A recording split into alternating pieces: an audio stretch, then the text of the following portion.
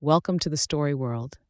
Title: For whatever reason, God has a plan for us. High in the Himalayas, nestled amongst towering pines and whispering waterfalls, lived a little girl named Mira.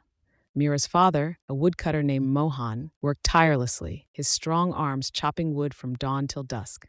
Yet despite his hard work, their small hut was always sparsely furnished, their meals simple. Mira often went to bed with an empty tummy, but her heart was full of a quiet joy. One day, while gathering firewood near the village, Mira met Mamta, a kind old woman known throughout the land for her gentle spirit and even gentler hands. Mamta, though poor herself, always seemed to have something to share: a warm smile, a comforting word, or a small piece of bread. "Why are you so happy, even though you have so little?" Mira asked Mamta one day, her brow furrowed in confusion.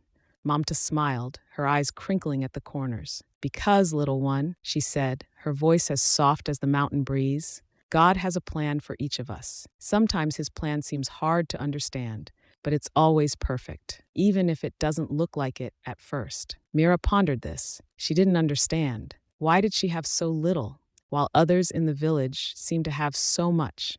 That same day, Mira also met Hira, a shepherd with a heart as strong as the mountains themselves. Hira worked tirelessly, tending his flock of sheep, his face often weathered and tired, but his spirit unwavering. He always had a kind word for everyone, even sharing his meager meals with those less fortunate.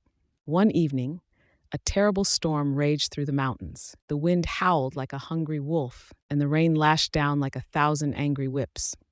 Mohan, caught in the storm while working, slipped and fell, injuring his leg badly. He couldn't work, and their already meager supplies dwindled even faster. Mira was heartbroken. She didn't know what to do. Tears streamed down her face as she remembered Mamta's words. "God has a plan," she whispered, clutching a small, smooth stone she'd found near the river. The next morning, Mamta appeared at their hut, her face etched with concern. She brought with her a basket overflowing with warm bread, nourishing soup, and a small pot of honey. "This is for you, child," she said, her voice filled with compassion. "God has provided." Later that day, Hira arrived, his face grim but determined. He offered Mohan a job tending his sheep, a job Mohan could manage despite his injury. Hira's flock was large, and he needed help. The pay wasn't much, but it was enough to keep them fed. Slowly, things began to improve. Mohan's leg healed, and he could help Hira with the sheep. Mira helped Mamta with her small garden, learning the secrets of growing herbs and vegetables. They shared their harvests, their kindness spreading like wildflowers across the mountainside. One day, Mira asked Mamta, "I still don't understand God's plan. Why did Papa have to get hurt?" Mamta smiled gently. "Sometimes, little one," she said, "God allows difficult things to happen to show us his love in new ways. The storm brought you together with Hira and me.